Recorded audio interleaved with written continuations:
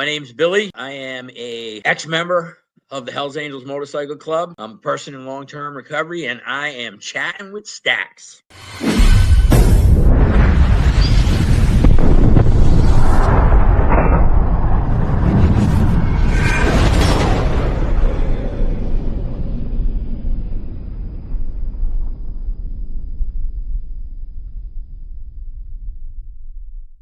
Welcome to this episode of Chatting with Staxx. I'm your host, Bill Staxx, and today I got Billy. And there was something that happened when one of the outlaws was up in New York.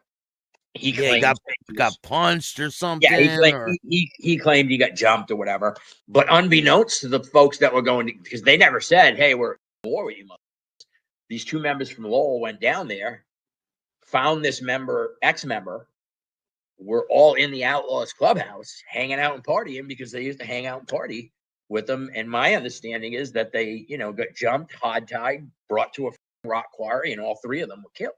When I was around and then in the club, the guys in Lowell would always say there's never going to be a truce. You know what I mean? And then maybe a vote would be taken, right? And they would be outvoted and like, okay, we're going to have a truce. And then something would always break it. Same thing. So I guess the answer to your question is I'm going to say probably no, because there's always going to be somebody on one side or the other that's going to break it for one reason or the other. Yeah, but they're all the same types of people I've met. 100%. I've met outlaws too, and they're great people. They're not. Absolutely. They're like no different from the angels that I've spoken to. Absolutely, right.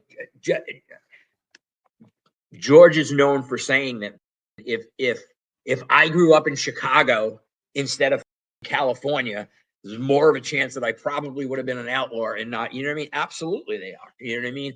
But then you add ego, throw a little whiskey and a little onto the thing, and you know what I mean? Everything's hunky-dory 1 minute, and the next thing it's like, you know what I mean? So yeah. I don't know. You know what I mean? How about this? If there ever was, imagine the strength that they would have. Huge. Right? Yeah. Yeah, it's kind of crazy, Even just those two organizations would be huge.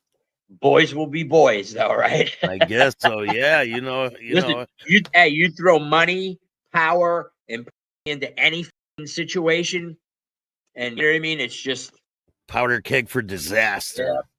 Yep. So what's in store for the future for you?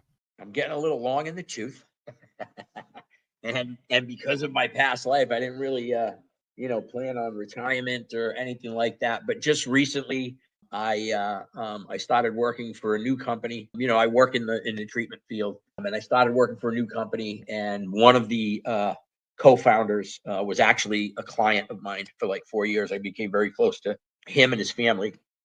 So when they started this new company, I was one of the first people that they hired. The future of that looks very, very promising, not only for them, but for me as well. I'm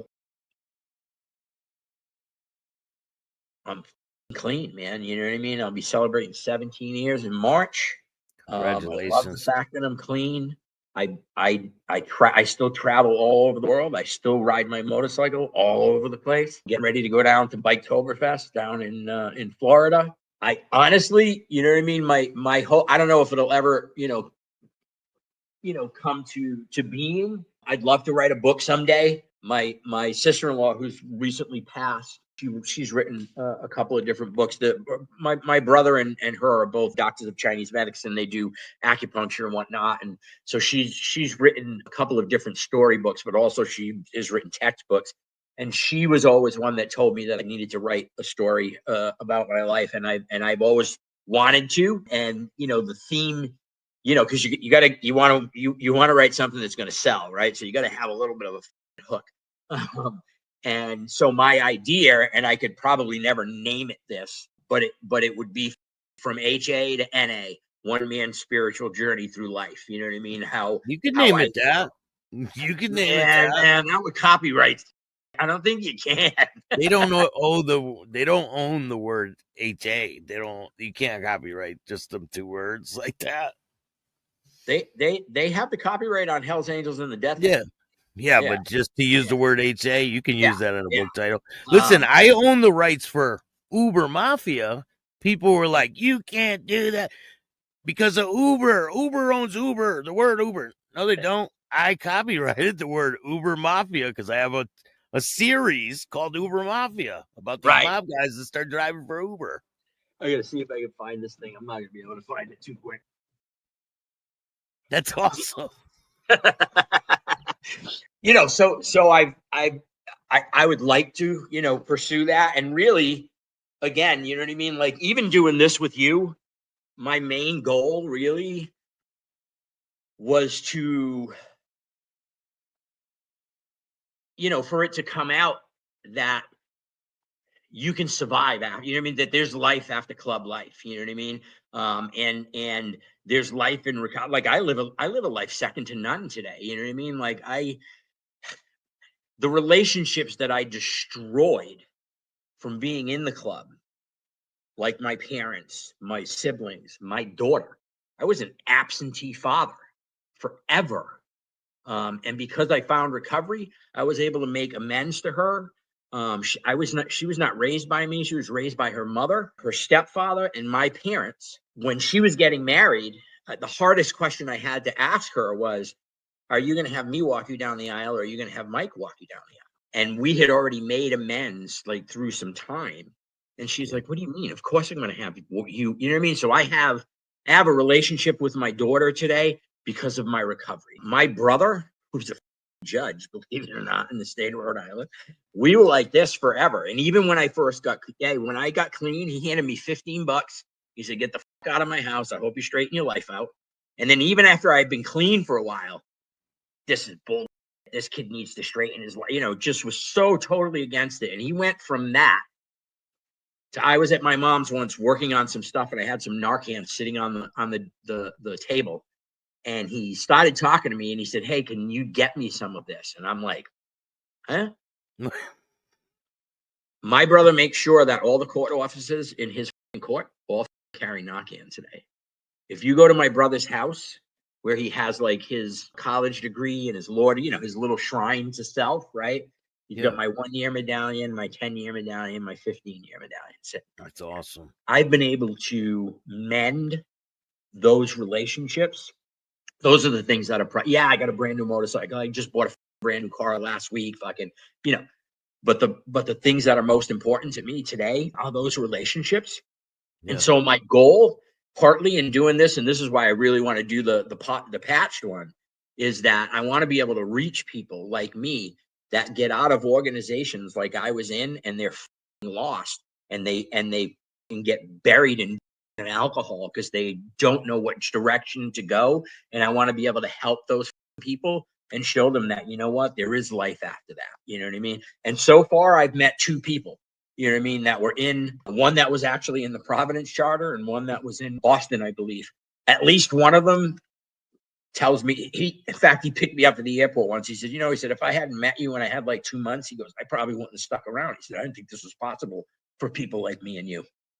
So that's my goal. You know what I mean? That's my goal. You know what I mean? Is to try and help others that were like-minded like me. You know what I mean? Find that there is, you know what I mean? I put 26,000 miles on my motorcycle like a year ago. You know what I mean? I didn't do that when I was in the club. So I'm living life, man. You know what I mean? I got a good life. You know what I mean? And I got good friends, and you know, we ride bikes together, and you know, we go shooting, and we go snowboarding, and we hang out, and we barbecue, and you know, life is good today. You know, and so that's what my hope is. You know what I mean? That through my work, and through my personal life, that I can help other people like me find a new path in their lives. Definitely. I appreciate you telling your story, man. It's been a pretty intricate story, and you came out on top. If there's an on top.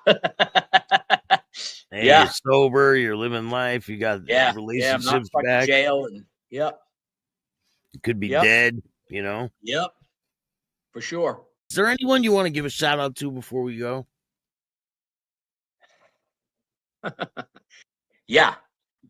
Really, all the people that have helped me along the way on this path. You know what I mean? From, you know, my brothers, my daughter, my sponsors, my friends, all of those people that, have just been there for me, because it's not easy, man. You know what I mean? Some days I don't want to get out of bed. You know what I mean? Some days I get so wrapped up in my past and feeling fucking so down about that on myself, that I don't want to, you know what I mean? So, you know what I mean? My friends and my family, you know what I mean? My daughter Nicole, my brothers Anthony and Joe, the ones that are still alive, my friends, all over the place. The people that believed in me when I didn't believe in myself, man. So Oh yeah. yeah. Thank you, man. Yeah, absolutely. If you like this show, hit the like button, subscribe, hit the notification bell so you can get my videos every time they drop. And if you don't like this show, too bad. Start your own podcast. Peace.